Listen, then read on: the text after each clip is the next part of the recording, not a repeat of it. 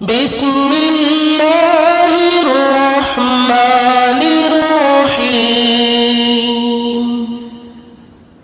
ان إلی ربک الرجعی۔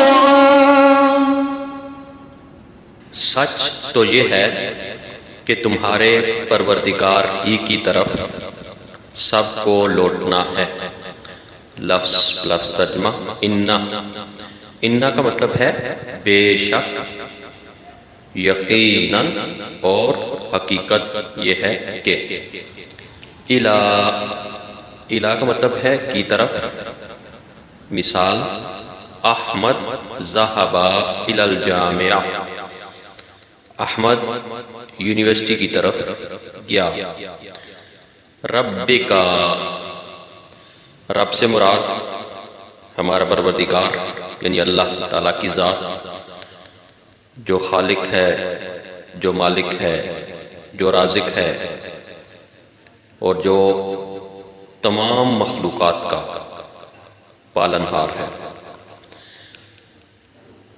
رب کا میں کا کی ضمیر حاضر مخاطب مذکر واحد کے لیے ہے۔ مثال کیف حالک، تمہارا کیا حال ہے، اور دو کے لیے کیف حالکما، تم دو کا کیا حال ہے، اور جمع کے لیے کیف حالکم، تم لوگوں کا کیا حال ہے۔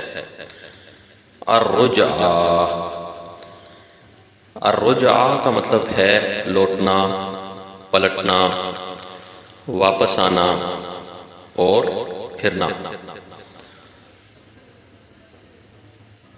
جیسے ہم جب کوئی شخص اس دنیا فانی سے رخصت ہو جاتا ہے تو ہم پڑھتے ہیں انا للہ و انا الیہ راجعون، کہ بے شک اللہ تعالیٰ کی طرف سے آیا تھا اور اللہ تعالیٰ ہی کی طرف لوٹ رہا ہے۔